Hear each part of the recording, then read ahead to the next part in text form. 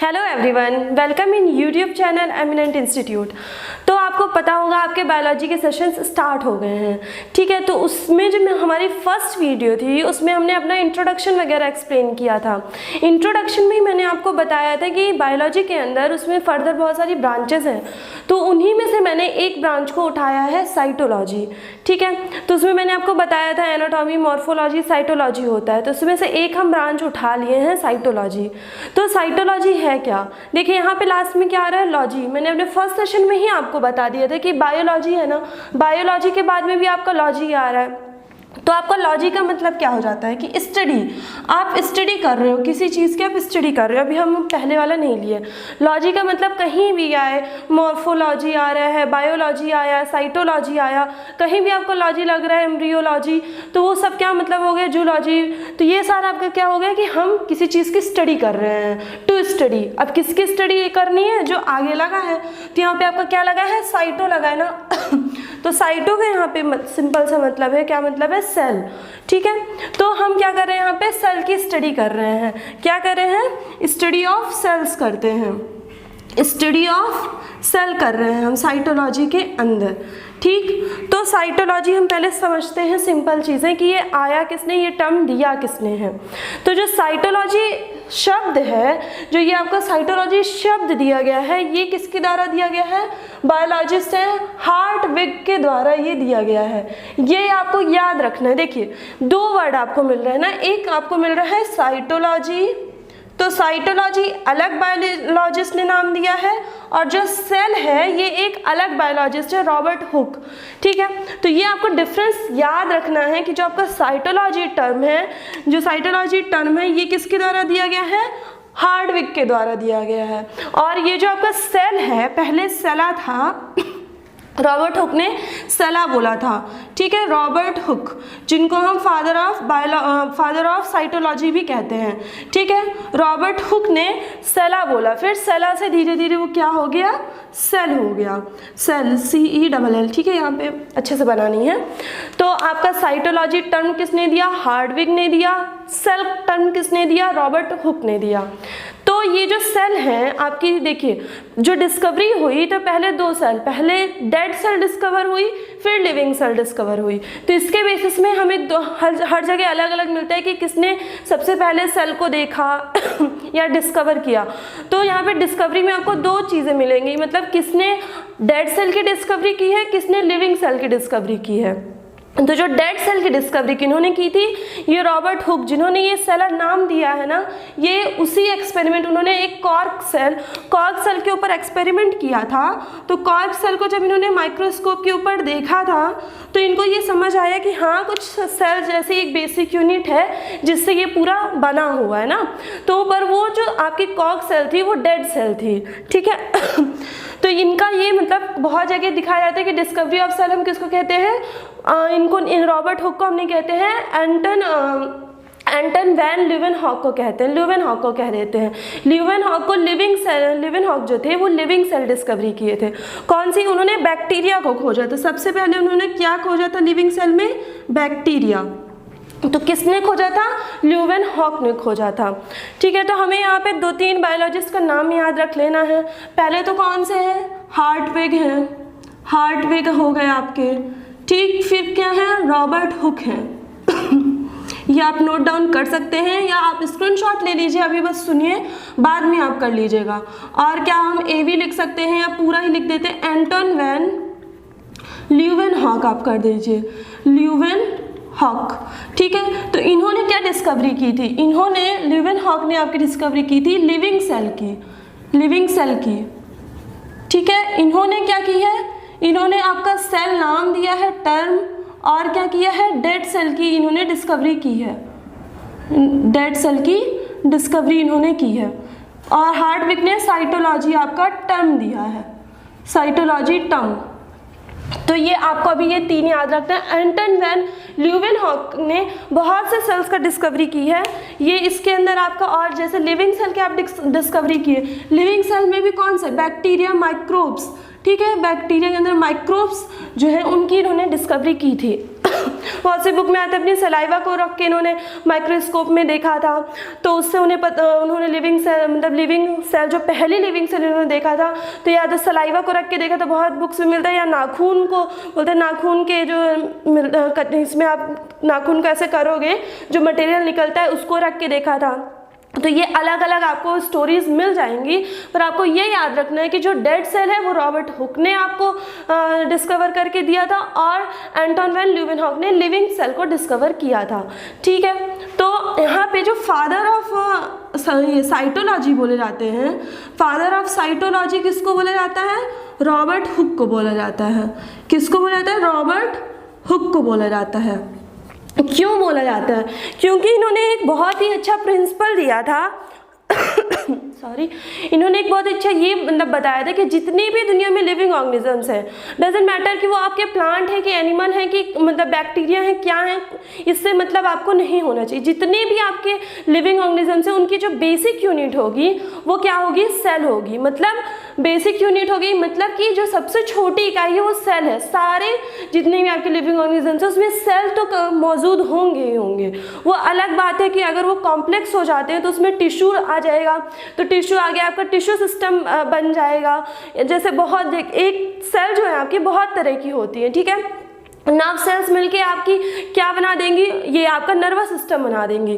बहुत सारी nerve cells मिल गई तो आपका नर्वस सिस्टम बन गया, ठीक है। तो बहुत सारी जब आपकी सेल मिली, एक तरह वाली सेल मिल गई, तो वो कोई एक पर्टिकुलर टिश्यू बन गया। और जब वही टिश्यू का ग्रुप, बहुत सारे टिश्यू का एक ही ग्रुप मिलके कोई एक ऑर्गन सिस्टम बना देगा जिसका पर्टिकुलर एक काम होगा, ठीक है। जैसे आपके नर्वस सिस्टम का काम है कि आपको मतलब ब्रेन जो है कंट्रोल करता है, सारे आपके जो बॉडी पार्ट्स हैं उनको वो कंट्रोल करता है, ठीक है। तो इस तरह की बहुत सारी जो अलग अलग सेल्स हैं वो मिलके आपका टिश्यू और ऑर्गन सिस्टम बनाते हैं। पर ये तो एक कॉमन बात है कि कुछ भी अगर टिश्यू ऑर्गन सिस्टम नहीं है वो मैटर नहीं करता, पर सेल तो आपके सब में होगा, ठीक है। तो ये आपको एक चीज़ यहाँ पे पता चला। तो इसलिए आपको जो रॉबर्ट हुक है, इनको हम फादर ऑफ साइटोलॉजी कह रहे थे, क्योंकि इन्होंने एक ये बहुत ही अच्छा कॉन्सेप्ट समझाया था। और क्या मतलब, ये जो आपका सेल है, सेल को हम क्या कह रहे थे? स्ट्रक्चरल एंड फंक्शनल यूनिट है, ठीक है। स्ट्रक्चरल एंड फंक्शनल यूनिट का क्या मतलब हो गया? कौन सा है? स्ट्रक्चरल। फंडामेंटल हम यूनिट भी कह देते हैं। स्ट्रक्चर और फंक्शनल यूनिट को साथ में हम क्या कह देंगे? Simply fundamental unit. स्ट्रक्चरल हो जाएगा एंड और फंक्शनल यूनिट हो गया आपका। सेल आपकी structural and functional unit of life, ठीक है। ये चीज़ हो गया, इसको नॉर्मल लिख दो आप फंडामेंटल यूनिट। तो स्ट्रक्चरल यूनिट क्यों बोल रहे हैं? जितने भी आपके बन रहे हैं, ठीक है, शेप बन रहा है, साइज बन रहा है, तो वो सारे किसके कारण बन रहे हैं? सेल के कारण। यही तो बोला जा रहा है कि आपको बेसिक यूनिट है, जितनी भी चीज़ें आपकी बॉडी में बन रही हैं वो सारी किससे बन रही हैं? आपके सेल से ही बन रही हैं, ठीक है। तो ये स्ट्रक्चर आपका सेल से मिल रहा है, और जितना काम फंक्शन कौन करते हैं? आपके ऑर्गन सिस्टम करते हैं। तो मैं वही बताई ना अभी कि ऑर्गन्स आपके कैसे बनेंगे? टिश्यू से बनेंगे, और टिश्यू किससे बनेंगे? सेल से बनेंगे। तो सेल आपका बेसिक यूनिट हो गया। तो वही तो यहाँ पे लिखा है फंडामेंटल यूनिट है, मतलब स्ट्रक्चर एंड फंक्शन यूनिट कौन सा है? लाइफ का सेल है। ये चीज़ें आपकी किसने बताई थी? रॉबर्ट हुक ने बताई थी। रॉबर्ट हुक ने, ये आपका जो पॉइंट है ये रॉबर्ट हुक ने बताया था, और ये बहुत इंपॉर्टेंट पॉइंट है। आपको मतलब बायोलॉजी पढ़ने से पहले, कोई भी अगर आप ब्रांच पढ़ रहे हो उससे पहले आप ये सिंपल सी चीज़ें, ये बात बिठा लो कि आप बने किससे हो, है ना। देखिए आपको ये नहीं बोला जा रहा स्मॉलेस्ट पार्ट कौन सा है। इस देखिए स्मॉलेस्ट पार्ट क्या हो जाएगा? सेल के अंदर भी आपकी बहुत सारी ऑर्गेनेलीज है ना, सेल के अंदर भी आपके बहुत सारे पार्ट हैं। तो छोटे तो वो हो जाएंगे सबसे, पर यहाँ पे यूनिट बोली जा रही है। यूनिट क्या होती है? यूनिट एक ऐसा होता है मतलब वो आपके सारे काम कर लेता है खुद। सबसे छोटी कौन सी इकाई है जो मतलब परफेक्ट है, अपने में खुद ही पूर्ण है? आपकी जो सेल है उसके अंदर आपको रिस्पायरेशन के लिए भी कुछ मिल जाएगा, और कंट्रोलर के लिए आपका न्यूक्लियस, आपका न्यूक्लियर कंट्रोल कर लेता है, आपका माइटोकॉन्ड्रिया रेस्पायरेशन कर लेता है, लाइसोसोम में खाने को पचा लिया, डिस्ट्रॉय कर दिया सेल ऑर्गेनेलीज को। तो आपका जो सेल है, सेल यूनिट है आपका, वो एक बेसिक यूनिट है, सबसे स्मॉलेस्ट, मतलब आपके बॉडी का पार्ट नहीं है ये। स्मॉलेस्ट आप कहते हो, स्मॉलेस्ट एकदम कोई थिंग नहीं है, पर आपका सेल जो है यूनिट है, एक यूनिट और आपका स्मॉलेस्ट पार्ट अलग अलग दोनों चीज़ें, ये आपको समझ के रखनी है, क्योंकि सेल के अंदर तो आपको न्यूक्लियस भी होता है, न्यूक्लियस के अंदर न्यूक्लियोलोज भी होगा, तो सबसे छोटा तो वो हो जाना चाहिए। तो मैं यहाँ पे ये क्यों लिख रही, यूनिट अलग चीज़ है। न्यूक्लियोलस जो है आपका, न्यूक्लियस जो है वो आपका अकेले सारे काम नहीं कर सकता, पर सेल जो है वो अपने सारे काम अकेले कर सकता है। उसके अंदर सारे मतलब जो सेल ऑर्गेनेलीज हैं वो जो प्रेजेंट होती हैं वो अपना काम कर सकती हैं। तो इसलिए हम क्या कह देते हैं कि जो स्ट्रक्चर और फंक्शन यूनिट ऑफ लाइफ है वो क्या है, सेल है। ठीक है, तो ये पॉइंट आपका किसने दिया, रॉबर्ट हुक ने दिया। और मैं एक चीज़ अभी आपको क्या बता रही थी कि इन्होंने जो सेल देखा, डेड सेल लिविंग सेल देखा, ये किसके अंदर देखा है, माइक्रोस्कोप के अंदर देखा है। तो माइक्रोस्कोप पहले बना होगा ना, तब देखा होगा। तो आपका माइक्रोस्कोप कब बना, 1595 में आपका बना। कब बना, 1595 में आपका ये माइक्रोस्कोप बना। ठीक है, तो जब माइक्रोस्कोप ये आपका बन गया, तब आपका जाके 1665 में सेल की ये मतलब डिस्कवरी हुई। रॉबर्ट हुक ने जो किया वो 1665 में किया था। कब किया था, 1665 में किया। तो इसी अगर माइक्रोस्कोप नहीं होता आपका तो सेल किसके अंदर देखते, कैसे उन्हें पता चलता कि हाँ इसके अंदर कोई आपका मधुमक्खी के छत्ते जैसा कुछ है स्ट्रक्चर, जिसको हम क्या कह देंगे, सेला, फिर क्या कह वो इवॉल्व हो गया, क्या बन गया, सेल बन गया। तो उन्होंने काम तो किया ना, तो काम जो उन्होंने इक्विपमेंट यूज़ किया उसको माइक्रोस्कोप कह दिए। Microscope hence and Zacharias Jansen जो थे बायोलॉजिस्ट, उन्होंने बायोलॉजिस्ट नहीं थे, माइक्रोस्कोप इन्होंने इन्वेंशन किया था, हैंस एंड जैकेरियस जॉनसन ने किया था। ये चीज़ आपको याद रखना है, क्योंकि इसमें आपके जो आप सेल पढ़ोगे माइक्रोबायोलॉजी में ही आएगा ना। तो ये आप जो माइक्रोबायोलॉजी के फादर कौन माने जाते हैं, father of cytology Robert Hooke हो गए, फादर ऑफ माइक्रोबायोलॉजी हम इनको कह देते हैं, ल्यूवेनहॉक को कह देते हैं। तो आप जब सेल की स्टडी करोगे, ये इतने छोटे छोटे पार्टिकल्स हैं कि आपको डायरेक्ट आई से, नेकेड आई से नहीं दिखेंगे। चश्मा भी लगा लो, कितने का भी पावर का चश्मा लगा लो, आपको नहीं दिखेंगे ना। तो इसलिए हमें ज़रूरत पड़ी कि हमें मतलब ऐसा कुछ इक्विपमेंट चाहिए, इंस्ट्रूमेंट चाहिए, जिससे हम जूम करके जो माइक्रो ऑर्गेनिजम्स, माइक्रो पार्टिकल्स हैं, उनको हम देख सकें। तो ये इस नीड के लिए हमने क्या बनाया था, माइक्रोस्कोप बनाया था। माइक्रोस्कोप की ही मदद से आपके रॉबर्ट हुक, ल्यूवेनहॉक, इन लोगों ने सेल की डिस्कवरी की, डेड सेल और लिविंग सेल, इन सब सेल्स की डिस्कवरी की। तो आपको माइक्रोस्कोप को भी याद रखना है। तो आपका रॉबर्ट हुक ने कॉक सेल को रखा था किसके ऊपर, माइक्रोस्कोप के ऊपर, डेड सेल की डिस्कवरी की थी। और इसने ल्यूवेनहॉक ने बैक्टीरिया को डिस्कवर किया था, लिविंग सेल को डिस्कवर किया था माइक्रोस्कोप की मदद से। और क्या इन्होंने आपके ल्यूवेनहॉक ने डिस्कवरी की थी, आरबीसी, ब्लड में आपका जो आरबीसी सेल्स पाई जाती हैं, ये भी किसके द्वारा डिस्कवरी की गई है, ल्यूवेनहॉक। आप ये पॉइंट नोट डाउन कर सकते हो। जो ल्यूवेनहॉक है, इनका बहुत कंट्रीब्यूशन है, इन्होंने बहुत ही सेल्स को खोजा है। तो इनको आपने आरबीसी इन्होंने खोज लिया, और क्या खोज लेंगे, ये स्पर्म सेल को भी इन्होंने ही खोजा है। ठीक है, तो इन्होंने एक बैक्टीरिया खोज लिया, स्पर्म सेल खोज लिया। ठीक है, इनकी एक बुक है आपकी, एंटोन वैन ल्यूवेनहॉक की एक बुक है, सीक्रेट्स ऑफ नेचर। कौन सी बुक है ये, बुक आप लिख लो, बस लिख लो, और इसमें कुछ नहीं करना है। देखिए आपके कॉम्पिटिटिव एग्जाम में एकदम डिटेलिंग तो पूछेगा नहीं, है ना। आपके ये तो है नहीं कि आपको 11th 12th पूरी एकदम रट्टा मार लो और जो आपकी आती हैं गाइड वगैरह वो पढ़ लो। वो आप बहुत एकदम बायोलॉजी के ही एग्जाम्स दे रहे हो, मेन बायोलॉजी के एग्जाम्स तो पूछेगा। आपको क्या पूछता है, जनरल साइंस के भी अंदर आपके केमिस्ट्री, फिजिक्स और बायोलॉजी तीनों को प्रेफरेंस दी गई है ना। तो हमें बायोलॉजी का मेन चीज़ें याद रखनी, मेन चीज़ें समझना है। जैसे क्या, आपको फादर याद करने, सारे जो आपके ब्रांचेस हैं मेन, उनके फादर कौन है वो याद करना है, डिस्कवरी किसने दी वो याद करना है, टर्म कौन दिया। देखिए डिस्कवरी और टर्म अलग अलग होते हैं, मोस्टली अलग अलग होते हैं। जिन्होंने डिस्कवरी की वो इतने महान थे कि उन्होंने टर्म नहीं दिया, तो नामकरण किसी और ने रखा। तो आप कोई भी टॉपिक पढ़ रहे हो तो उससे पहले आप यही पढ़ लो कि भाई ये साइटोलॉजी वर्ड है, तो इसको दिया किसने, इसका फादर कौन है साइटोलॉजी का, इसको डिस्कवरी कौन किया है इसकी। ठीक है, तो ये चीज़ें आप पढ़ लो। तो आपकी यहाँ पे बुक कौन सी थी, ल्यूवेनहॉक की सीक्रेट्स ऑफ नेचर बुक थी इनकी। बस आप ये बुक का नाम याद रख लो, लिख लो, ल्यूवेनहॉक के द्वारा दी गई थी। ठीक है, इन्होंने कौन कौन से सेल्स आपके ढूंढ दिए हैं, आपके ये लिविंग सेल ढूंढ दिए, और क्या ढूंढ दिया, लिविंग सेल किसमें, मतलब बैक्टीरिया लिविंग सेल को इन्होंने ढूंढा, स्पर्म सेल को ढूंढा, आपका प्रोटोजोआ को ढूंढ दिया, आरबीसीज को ढूंढ दिया ब्लड में। इन्होंने एक बुक भी लिख दी, सीक्रेट्स ऑफ नेचर। तो बताइए आपके यहाँ पे कितने सारे क्वेश्चंस कवर हो गए। तो इसी तरह आपके जो आपके नाम आए उनसे रिलेटेड जो जो काम है, जो जो बुक्स हैं, और वो किसके फादर हैं, किसकी डिस्कवरी किए हैं, ये सारा आप पढ़ सकते हो साथ में। ठीक है, तो आपके फादर ऑफ बायोलॉजी तो रॉबर्ट हुक है, पर एक फादर ऑफ साइटोलॉजी तो रॉबर्ट हुक है, पर एक और आता है मॉडर्न साइटोलॉजी के कौन फादर है, तो फादर ऑफ मॉडर्न साइटोलॉजी तो स्वानसन को हम बोल देते हैं। किसको बोल देते हैं मॉडर्न साइटोलॉजी के फादर? स्वानसन को बोल देते हैं। ठीक है, स्वानसन। तो आप ये लिख दो, मॉडर्न साइटोलॉजी और साइटोलॉजी अलग अलग कर दिया गया है। तो मॉडर्न साइटोलॉजी के जो आपके फादर हैं वो स्वानसन है, और पहले साइटोलॉजी ये नहीं पूछता कि आपका हाँ एंशियंट साइटोलॉजी या लेट साइटोलॉजी, ये नहीं पूछेगा। फादर ऑफ साइटोलॉजी सिंपल पूछा है तो आपको रॉबर्ट हुक करना है। जब मॉडर्न साइटोलॉजी लिख के आए तब आपको स्वानसन टिक करना है। ठीक है, तो ये हो गया।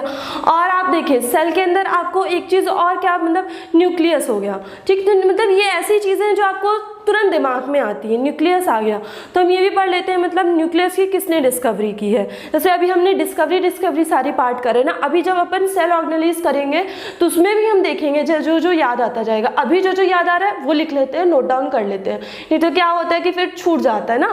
तो इसलिए हम क्या लिख लेते हैं, डिस्कवरी ऑफ न्यूक्लियस। तो न्यूक्लियस की किसने खोज की? आपके रॉबर्ट ब्राउन ने की। बहुत ईजी है, आप कैसे याद कर लो, एक है रॉबर्ट हुक, रॉबर्ट ब्राउन, दोनों। इसमें आप कंफ्यूज भी हो सकते हो, पर कंफ्यूज मत होना आप, प्लीज़ लिख लो। इसीलिए न्यूक्लियस की किसने डिस्कवरी की? आपके रॉबर्ट ब्राउन ने डिस्कवरी कर दी। ठीक है, अब न्यूक्लियस आपका डिस्कवर हो गया है। आपको मतलब माइक्रोस्कोप मिल गया, आपको सेल मिल गई, लिविंग सेल मिल गई, डेड सेल मिल गई, स्पर्म सेल मिल गई, आरबीसी मिल गई, और ये आपको प्रोटोजोन मिल जाएगा। प्रोटोजोन भी ल्यूवेनहॉक ने डिस्कवर किया था। आपको न्यूक्लियस मिल गया है। ठीक है, अब देखिए जो मैंने आपको ये बताया ना, ये आपके जो सेल है, मतलब आपके जो लिविंग बॉडी है, आपकी लिविंग ऑर्गेनिजम्स की जो बॉडी है, आपकी है या यूनिसेलुलर की है, मल्टी सेलुलर की, किसी की भी है, तो उसमें कैसे आप करते हो यूनिसेलुलर, मल्टी सेलुलर, किंगडम माने 5 किंगडम क्लासिफिकेशन, उसमें हम क्लासिफिकेशन करते हैं तो किसके हिसाब से करते हैं? उसमें बहुत सारी बेसिस है, सेल ऑर्गेनाइजेशन के हिसाब से कि वो प्रोकैरियोटिक है कि यूकैरियोटिक है, इसके हिसाब से हम करते हैं, है ना। तो वही मैंने यहाँ पे ये चार्ट बनाया है आपका प्रोकैरियोटिक एंड यूकैरियोटिक के लिए। जब हम सेल के अंदर पढ़ेंगे उससे पहले हम ये पढ़ लेते हैं कि सेल क्या होती है, 2 तरह की होती है। कितने तरह की होती है? प्रोकैरियोटिक एंड यूकैरियोटिक होती है। तो इसको अब हम नेक्स्ट देखेंगे। उससे पहले आपके देखिए बेसिक्स में आपके कितना हो गया, आपका फादर हो गया, डिस्कवरी किसने की, टर्म हो गया, ये सारी चीज़ें होंगी। और आप ये याद कर लो बेसिक्स में ही, स्टार्टिंग में ही हम याद कर लेते हैं, स्मॉलेस्ट आपका यूनिवर्स की स्मॉलेस्ट सेल कौन सी है? स्मॉलेस्ट सेल ऑफ यूनिवर्स हम किसको कहते हैं? माइक्रोप्लाज्म। माइक्रोप्लाज्म किसके अंदर आता है? मोनेरा किंगडम के अंदर आता है, मोनेरा के अंदर आता है। ठीक है, तो मोनेरा के अंदर आ रहा है, प्रोकैरियोटिक होगा। तो आप ये सब याद रखो कि नहीं, वो 5 किंगडम क्लासिफिकेशन में आपके कवर होगा। माइक्रोप्लाज्म आपके 5 किंगडम क्लासिफिकेशन में कवर होगा, उसकी टेंशन मत लो। अभी बस ये लिखो कि आपके स्मॉलेस्ट कौन सी सेल है? स्मॉलेस्ट सेल ऑफ यूनिवर्स क्या लिखेंगे हम? Smallest cell of universe. ठीक है, तो कौन सी है आपकी? माइकोप्लाज्म।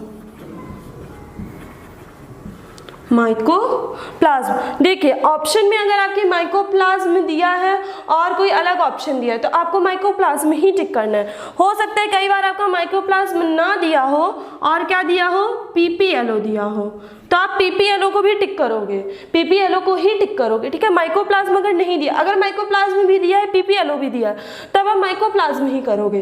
पर अगर माइकोप्लाज्म नहीं दिया है और पीपीएलओ दिया है तो आप पीपीएलओ करोगे। देखो माइकोप्लाज्म की ही कैटेगरी में पीपीएलओ भी आता है, पर इन दोनों में थोड़ा थोड़ा डिफरेंस हो जाता है साइज का। वैसे दोनों साथ में लेते नहीं, ये सिनोनिम ही है, एक दूसरे का सिनोनिम की तरह ही हम यूज़ करते हैं, साथ में आते नहीं हैं। अगर साथ में आए तो आप माइकोप्लाज्म लगाओ, और साथ में नहीं आ रहे हैं और आपको कंफ्यूज करने के लिए माइकोप्लाज्म की नहीं दिया है, पीपीएलओ दे दिया है, तो आपको पीपीएलओ ही करना है। ठीक है, तो पीपीएलओ का क्या फुल फॉर्म होता है? यहाँ पर मैं लिख देती हूँ, प्लूरो आपका pneumonia pleuropneumonia like organisms. Simple है आपका, ठीक है। तो आपको ये याद रखना है, जो सबसे छोटी सेल है आपकी, दुनिया की सबसे छोटी सेल, ये भी याद रखना है, विदाउट सेल वॉल। ये मेन चीज़ है आपका, ठीक है। दो क्वेश्चन कभी कभी ये हो जाता है smallest cell with cell wall.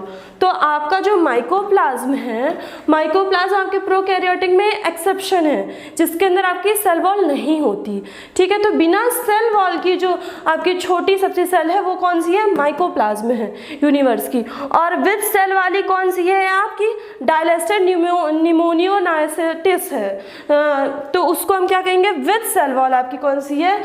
आपकी डायलेस्टर निमोनियोसाइनाइटिस, कुछ ऐसा नाम है उसका।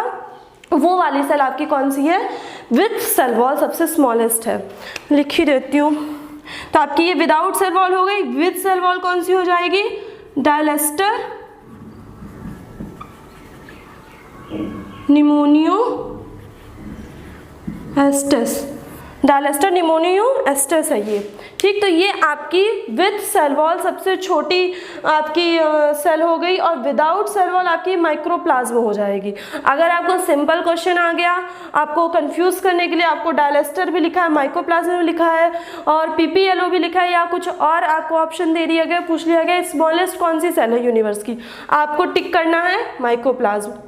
आपसे पूछ लिया सेल वॉल, जिसमें मतलब सेल जिसमें आपकी सेल वॉल है और वो सबसे छोटी है, आपको ये टिक कर देना है, ठीक। तो ये आपका मतलब आपको घुमाता है ना, तो आप हो सकते इतने आपको ट्रिकी क्वेश्चंस देंगे नहीं सिंपल एग्जाम्स में, से आपके सिविल सर्विसेज में इतने ट्रिकी एग्जाम देते नहीं हैं, पर हो सकता है उनका सर घूम जाए कि अब बच्चों से निकालनी ही हमारी सारी खुन्नस, तो वो दे देंगे। ये आपके नीट वीट में इतना डीप में पूछ लेता है, पर वैसे नहीं पूछना चाहिए। तो भी आप याद रख लो कि हाँ, सेल वॉल वाली डायलेस्टर निमोनियो एस्टेस है, और विदाउट सेल वॉल माइकोप्लाज्म है, पीपीएलओ है, एमएलओ भी बोलते हैं, मॉलिक्यूल्स लाइक ऑर्गेनिजम्स, ठीक है। तो माइकोप्लाज्म हो गया। अब आपके लार्जेस्ट कौन सी हो जाएगी? देखिए, लार्जेस्ट और लॉन्गेस्ट दोनों अलग अलग चीज़ें होती हैं। लार्जेस्ट बड़ा, लॉन्गेस्ट लंबा, है ना। तो आपकी लार्जेस्ट कौन सी सेल है? लार्जेस्ट सेल ऑफ यूनिवर्स कौन सी हो जाएगी आपकी? सबसे बड़ी चिड़िया कौन सी है? ऑस्ट्रिच। तो ऑस्ट्रिच का जो अंडा होता है, एग ऑफ ऑस्ट्रिच या ऑस्ट्रिच सेल, देखिए जब आपका जायगोट बना, मतलब अंडे को क्या, उसमें आपका जायगोट ही है, फ्यूजन हुआ ओवा और स्पर्म का, आपका जायगोट बन गया। तो जो आपका वो आपका जायगोट बना, तो उसको हम क्या कहते हैं? जायगोट क्या है? सिंपल सिंगल सेल को हम जायगोट कह रहते हैं, है ना, सिंपल है। तो जायगोट क्या है आपका? जब आपकी एक सेल है, सिंगल सेल है, तो हम उसको जायगोट कह रही है, ठीक। तो इसलिए मैंने यहाँ पे बोला आपका एग ऑफ ऑस्ट्रिच या ऑस्ट्रिच सेल, ठीक। तो आपकी जो सबसे बड़ी है कौन सी हो जाएगी? ऑस्ट्रिच सेल या एग ऑफ ऑस्ट्रिच। ये आपके लार्जेस्ट सेल ऑफ यूनिवर्स हो गया। लॉन्गेस्ट सेल ऑफ यूनिवर्स कौन सी हो जाएगी आपकी? Nerve cell. आपकी जो दिमाग की एक सेल होती है, नर्व सेल, वो आपकी लॉन्गेस्ट होती है। क्या होती है वो? आपकी लॉन्गेस्ट सेल हो गई, ठीक है। और क्या हो गया आपका? देखिए, लॉन्गेस्ट सेल, तो ये हमने सारा आपका यूनिवर्स का पढ़ लिया ना। अब हमें क्या पढ़ना है? ह्यूमन बॉडी के अंदर, ह्यूमन बॉडी के अंदर सबसे छोटी कौन सी सेल हो गई? देखिए, यहाँ पे जो हम स्मॉलेस्ट सेल ऑफ यूनिवर्स पढ़े हैं माइक्रोप्लाज्म, अब स्मॉलेस्ट सेल ऑफ बॉडी की हम पढ़ेंगे, तो बॉडी की कौन सी हो जाएगी? आरबीसीज की। आरबीसीज की जो सेल्स हैं, आरबीसी जो सेल्स हैं, ब्लड की आरबीसी जो सेल्स हैं, ये आपकी स्मॉलेस्ट सेल ऑफ बॉडी हो जाएगी, स्मॉलेस्ट सेल ऑफ बॉडी हो जाएगी, ठीक है। और आपकी दिमाग तो आप ही के अंदर है ना, न्यूरॉन नर्व सेल जो हो गई आपकी, नर्व सेल आपकी क्या हो गई? लॉन्गेस्ट हो गई। लॉन्गेस्ट कौन सी हो गई? लॉन्गेस्ट नर्व सेल हो गई, ठीक है, नर्व सेल। देखिए, आपका मतलब जो आपका ये नर्व सेल जो होती है ना, आपके दिमाग में सबसे ज़्यादा होती है, 90% होती है, ठीक है। तो 90% होती है, और न्यूरॉन में आपका सेल डिवीज़न नहीं होता, ठीक। तो आप देखिए, कैंसर क्या है आपका? अगर आपका सेल डिवीज़न मतलब एक लिमिटेड उसमें हो रहा है, प्रोपोर्शन में हो रहा है, तब तो वो अच्छी चीज़ है, आपकी ग्रोथ कराएगा। अगर डेड सेल खत्म हो गई तो उसकी जगह ले लेगा, सेल डिवीज़न करके जो नई सेल बनी, तो जो डेड सेल होगी उसकी जगह ले लेगा, ठीक। तो पर यहाँ पे जो न्यूरॉन है वो उसमें सेल डिवीज़न तो हो नहीं रहा है, तो ये नई सेल तो बनाएगा नहीं। तो अगर नई सेल जब नहीं बनाएगा आपका, तो इसमें आपका कैंसर होने के चांसेस ही नहीं होने चाहिए। जब नई सेल नहीं बनी, देखिए आपका कैंसर क्या हो जाता है कि आपका जो डिवीज़न होता है वो आउट ऑफ कंट्रोल हो जाए, ठीक है, कंट्रोल के बाहर जब डिवीज़न हो जाए, जैसे एक सिस्टम हो गया कि हाँ एक सेल से आपको 2 ही सेल बनानी है, अभी 2 ही सेल खत्म हुई ना, तो एक सेल आपकी डिवाइड हुई, 2 सेल बन गई, ठीक, 2 सेल गई आपकी डेड सेल की जगह ले ली। अब ये क्या हो गया कि नहीं भाई हम 2 सेल तो बन गए हैं, अब हम ये 2 सेल ये भी टूटेगी, ये भी टूटेगी, 4 बनाएगी, फिर उसके बाद और बनाएगी ना, 16 बना लेगी, ऐसे करके। तो जब ये आउट ऑफ कंट्रोल डिवाइड होने लगे, अपने से इनका कोई फंक्शन नहीं है या कोई डेड सेल नहीं है, किसी की जगह नहीं ले रहे, ज़बरदस्ती की ये डिवीजन करने लगे, तो वो धीरे धीरे क्या आपका ट्यूमर का रूप लेगा, फिर वो बड़ा हो जाएगा और बड़ा कैंसर बन गया, ठीक। तो आपका जो नर्व सेल है ये डिवाइड ही नहीं होता। तो आपको ये याद रखना है कि कैंसर जो आपके ब्रेन में होता है वो नर्व सेल की वजह से नहीं होता है। मैंने 90% लिखा है ना, 10% दूसरी सेल होती है, वो आप पता करके बताओ कमेंट बॉक्स में कौन सी सेल होती है। ये चीज़ मैंने आपको हिंट दे दिया है कि आपका जो कैंसर होता है ब्रेन में वो नर्व सेल की वजह से नहीं होता है। इसका आपको लॉजिक भी पता चल गया क्योंकि ये डिवाइड नहीं होती हैं, ठीक है। तो ये आपकी लॉन्गेस्ट सेल हो गई। और क्या देखिए, और आपके बॉडी में आपको पता है कौन से गैमेट सेल भी पाए जाते हैं, ह्यूमन बॉडी के अंदर गैमेट सेल भी पाए जाते हैं। तो स्मॉलेस्ट गैमेट सेल कौन सा हो जाएगा आपका, स्पर्म हो जाएगा। स्पर्म आपका स्मॉलेस्ट गैमेट सेल है। और जो ओवा है आपका, स्पर्म किस में पाया जाता है, मेल्स में पाया जाता है, तो वो स्मॉलेस्ट आपका हो जाएगा। और जो लार्जेस्ट है गैमेट सेल ह्यूमन बॉडी के अंदर वो कौन सा है, ओवा है, फीमेल में होता है वो। तो ओवा आपका गैमेट सेल, आपको याद रखना है, सिर्फ सेल और गैमेट सेल अलग अलग चीज़ें हैं ना। गैमेट सेल आपका रिप्रोडक्शन में पार्ट लेता है, तो जो गैमेट सेल है उसमें लार्जेस्ट कौन सी हो गई, ओवा, स्मॉलेस्ट कौन सी हो गई, स्पर्म, ह्यूमन बॉडी के अंदर, ये याद रखना है। और सिंपल गैमेट सेल के अलावा सबसे छोटी कौन सी हो जाएगी, आरबीसी, सबसे बड़ी लार्जेस्ट लॉन्गेस्ट कौन सी हो गई आपकी, नर्व सेल हो गई, ठीक। ये चीज़ें आप रिकॉल कर लो, लिख लो, स्क्रीनशॉट ले लो, जो भी करना है, ये बहुत इंपॉर्टेंट चीज़ें हैं। तो ये आपने आज कर लिया है, ठीक। अब हम आते हैं ये टाइप्स जो मैंने लिखा है। तो टाइप्स, आपके टाइप्स ऑफ सेल्स क्या हो गया, प्रोकैरियोटिक एंड यूकैरियोटिक हो गया। तो प्रोकैरियोटिक एंड यूकैरियोटिक आपके जो सेल्स हैं, इसको हम पढ़ने से पहले देखिए आपके किंगडम्स कितने हैं, 5 किंगडम्स हैं। तो 5 kingdom, Monera, Protista, Fungi, Plantae, Animalia. ये हम आपके मतलब इसकी अलग स्लाइड बनेगी, इसमें पढ़ाऊंगी तो आपका साइटोलॉजी ही इतना बड़ा है, उसमें आपका किंगडम एक्सप्लेन करने लगा तब तो हो गया, 5 या 10 इसके आपकी बन जाएंगे पार्ट्स। तो आपको अभी ये बस समझना है कि 5 किंगडम क्लासिफिकेशन हम पढ़ते हैं RH विटेकर का, ठीक। तो उसमें हमारे सारे लिविंग ऑर्गेनिजम्स को 5 पार्ट में डिवाइड किया गया। तो जो प्रोकैरियोटिक सेल्स होती हैं वो सिर्फ पहली जो आपकी किंगडम है, मोनेरा किंगडम है, उसमें जो लिविंग ऑर्गेनिजम्स होते हैं उन्हीं में बस प्रोकैरियोटिक सेल्स होती हैं, ठीक है। और यूकैरियोटिक जो बाकी 4 हैं, फ्रॉम प्रोटिस्टा मैंने लिखा है, तो प्रोटिस्टा आपकी हो गई, यहाँ पे फंजाई हो जाएंगी, प्लांटी, और कौन सी बची, एनिमेलिया, जिसमें अपन आते हैं, ठीक है। तो ये आपके यहाँ पे हो गया कि कौन से किंगडम में आते हैं ये सारे। और मैंने यहाँ पे क्या लिखा है, ये देखिए, इसमें दोनों में आपके सेल वॉल होते हैं, ठीक है। एक्सेप्शंस इसमें हैं, माइकोप्लाज्मा में नहीं होते हैं, ठीक है। तो एक्सेप्शंस इसमें है प्रोकैरियोटिक में, यूकैरियोटिक में, दोनों में। तो पर जो सेल वॉल होती है, हमें ये समझना है बेसिकली कि सेल वॉल किसकी बनी होती है, ये आपको समझना है। तो प्रोकैरियोटिक में जो सेल वॉल बनी है आपकी, प्रोटीन कार्बोहाइड्रेट की बनी है, ठीक है। पर यहाँ पे किसकी बनी है, सेल्यूलोज की बनी है। ये चीज़ आपको याद रखनी। सेल वॉल तो दोनों में है, पर मेड अप ऑफ किसकी है, बनी किसकी है, इसमें आपकी सेल्यूलोज की बनी है, इसमें प्रोटीन एंड कार्बोहाइड्रेट की बनी है। एक चीज़ और, हम जब मोनेरा किंगडम पढ़ेंगे तो मोनेरा किंगडम को हम क्या कहते हैं, बैक्टीरिया किंगडम, सिंपल उसको हम नाम दे दिया। बैक्टीरिया जितने सारे हैं वो हमने मोनेरा किंगडम में डाल रखे हैं। तो बैक्टीरिया जो है 2 टाइप के होते हैं, आर्की बैक्टीरिया और यू बैक्टीरिया।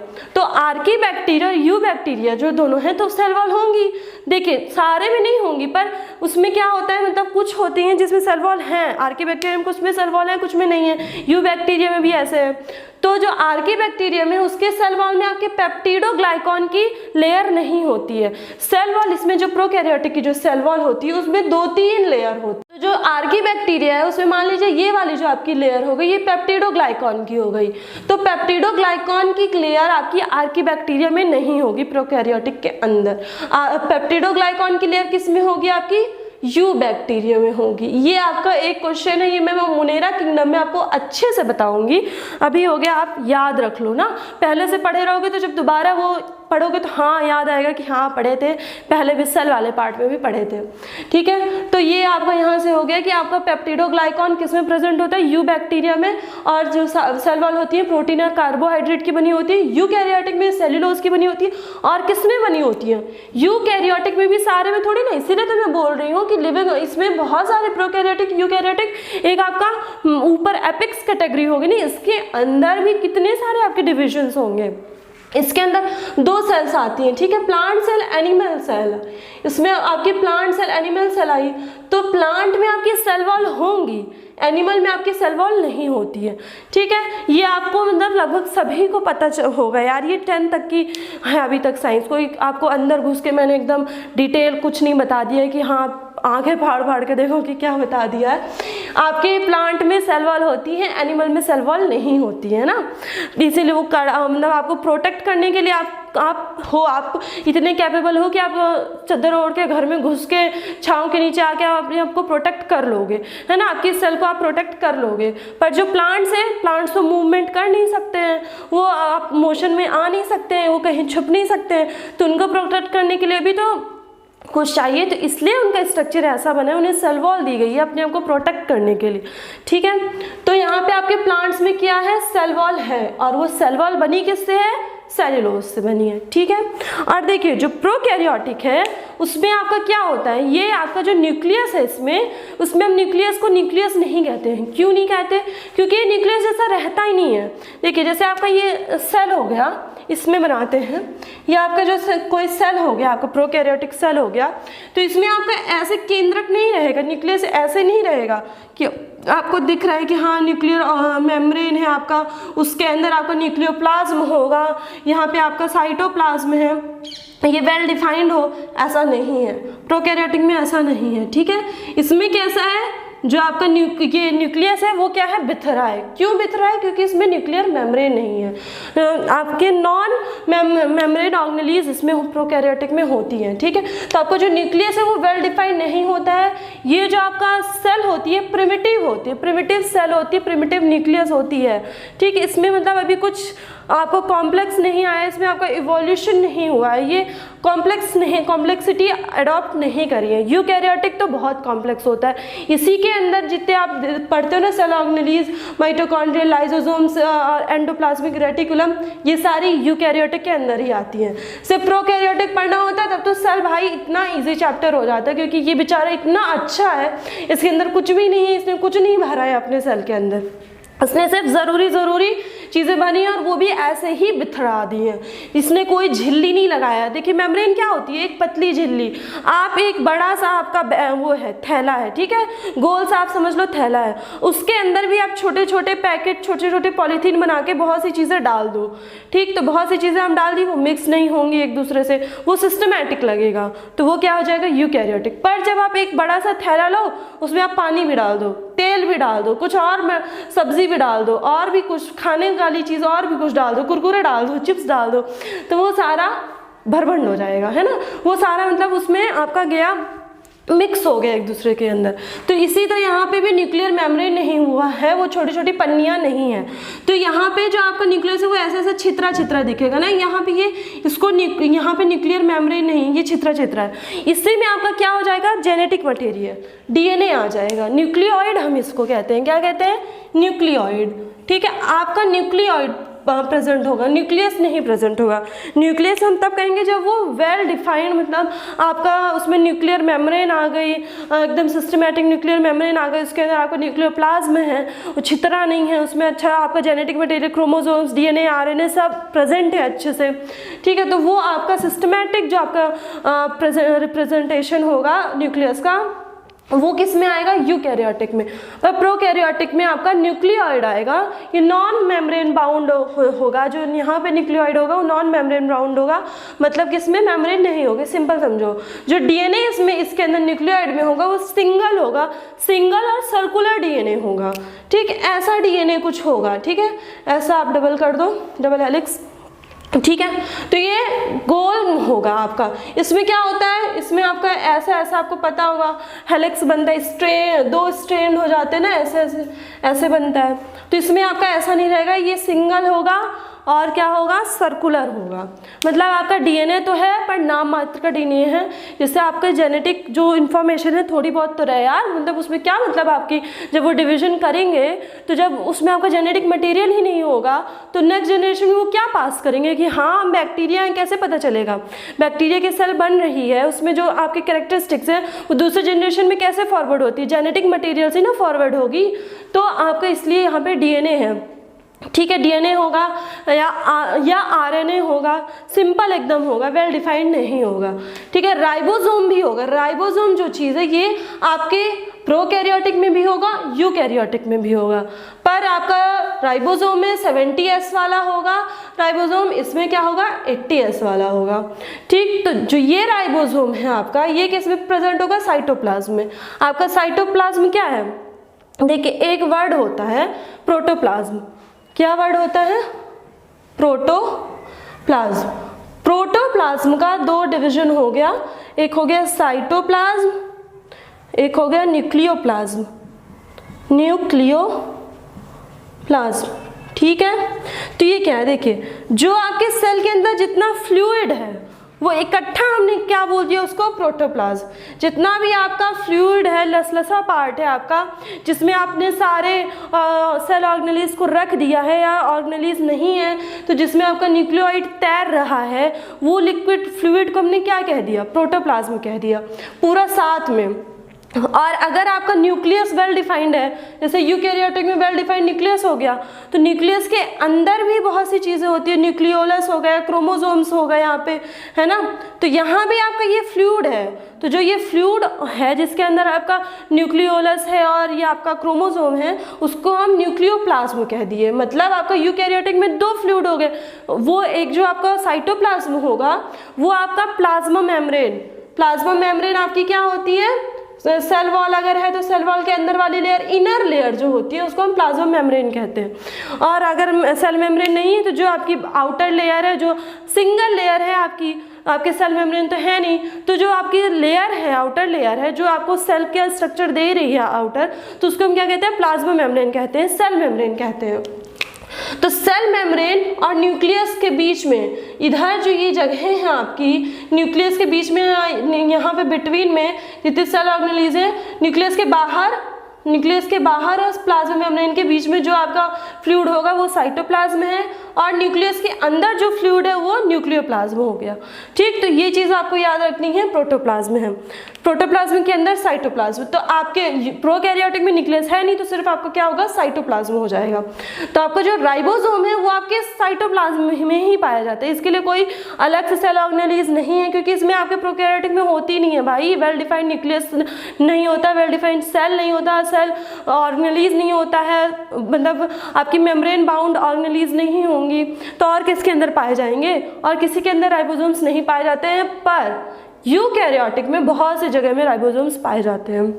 कहाँ कहाँ पाए जाते हैं आपके, ये देखिए, एक तो आपके रफ एंडोप्लाज्मिक रेटिकुलम में पाए जाते हैं, ये हम पढ़ेंगे आगे कि हाँ ये एंडोप्लाज्मिक रेटिकुलम क्या है, इसका क्या माइटोकॉन्ड्रिया क्या है, क्लोरोप्लास्ट क्या है, पर अभी आप ये सिंपल सा डिफरेंस समझे रहो, प्रोकैरियोटिक यूकैरियोटिक क्या होता है, ठीक है। तो आपका राइबोसोम यूकैरियोटिक में कहाँ कहाँ पाया जाएगा, 80S का होगा, इसमें आपका 70S है, इसमें आपका 80S होगा, और आपका रफ एंडोप्लाज्मिक रेटिकुलम में पाया जाएगा। देखिए रफ एंडोप्लाज्मिक, स्मूथ एंडोप्लाज्मिक में कुछ अंतर नहीं होता है, एंडोप्लाज्मिक एक है, जब उसमें आपके राइबोज आके जुड़ गए तो रफ एंडोप्लाज्मिक रेटिकुलम हो गया, जब उसमें राइबोज आके नहीं जुड़े तो आपका स्मूथ रहेगा, चिकना रहेगा, ठीक। तो ये आपका रफ एंडोप्लाज्मिक में राइबोज आके जुड़ गया, इसको एक ऑर्गेनेली मिल गई, जो ये एंडोप्लाज्मिक रेटिकुलम में आपका फिर क्या हो जाएगा, इसमें मेम्ब्रेन बाउंड हो जाएगा, तो मेम्ब्रेन, बाहर की मेम्ब्रेन आपका क्या आ गया, राइबोज आके जुड़ गया, तो रफ एंडोप्लाज्मिक रेटिकुलम हो गया। तो एक जगह इसमें मिल गया, माइटोकॉन्ड्रिया में आपका मिल जाएगा, ठीक है, energy house power house, energy house mitochondria को हम कहते हैं ना, तो माइटोकॉन्ड्रिया में मिलेगा और क्लोरोप्लास्ट में मिलेगा। आप बोलो क्लोरोप्लास्ट, तो मैम एनिमल सेल में भी आपके मिल जाएगा राइबोसोम क्लोरोप्लास्ट पे। अरे भाई एनिमल्स में क्लोरोप्लास्ट नहीं होता, ठीक है, क्लोरोफिल क्लोरोप्लास्ट किस में होता है, प्लांट्स में होता है। तो ये आपका प्लांट के लिए है, प्लांट में आपके क्लोरोप्लास्ट में भी राइबोसोम मिल जाएगा, ठीक है।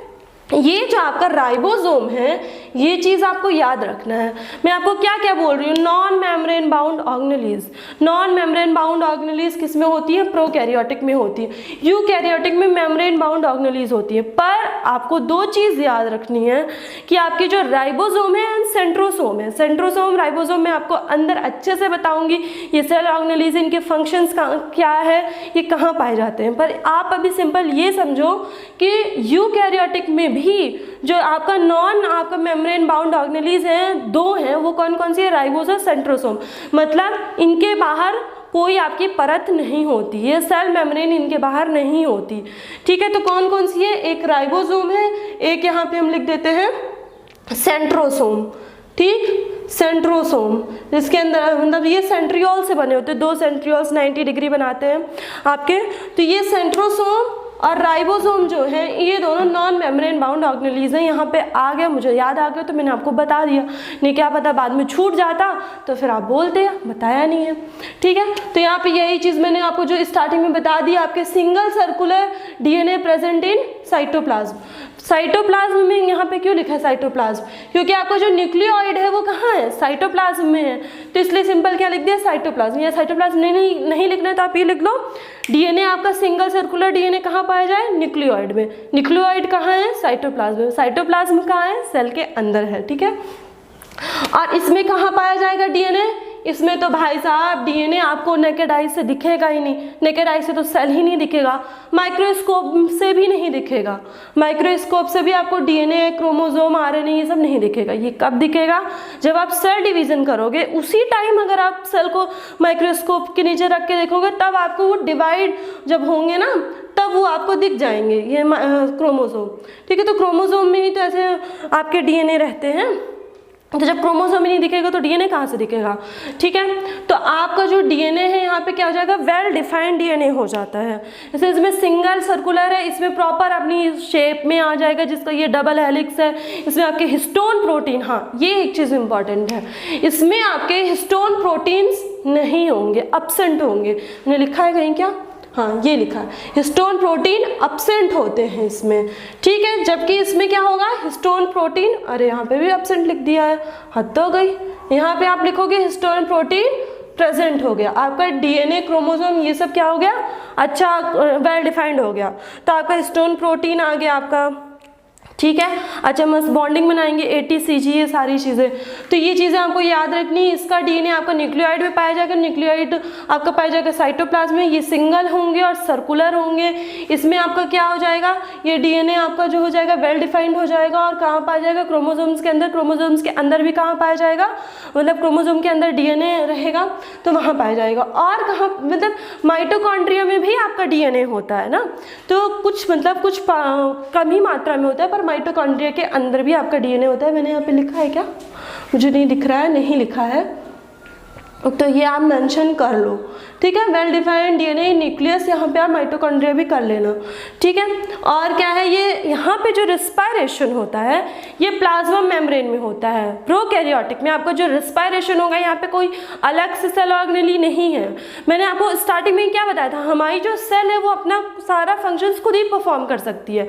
अब वो अलग बात है, उसी के बेसिस पे हम डिवाइड कर रहे हैं कि वो जो वर्क परफॉर्म कर रही है उसके लिए अलग अलग आपके ऑर्गेनेलीज हैं कि नहीं है, कि वो एकदम गुचड़ के सब एक ही साथ बैठ गए हैं और फिर परफॉर्म कर रहे हैं। वो तो अपना सिस्टमेटिक अलग मैटर है कि कुछ लोग होते हैं घर में अपना सब इंतजाम करके रखते हैं ना, अच्छे से सेटअप करके रखते हैं। कुछ होते हैं ऐसे ही, वहीं पे पानी रखा है, खाना रखा है, बर्तन रखा है, सब खा पी रहे हैं, वहीं पढ़ भी रहे हैं ना।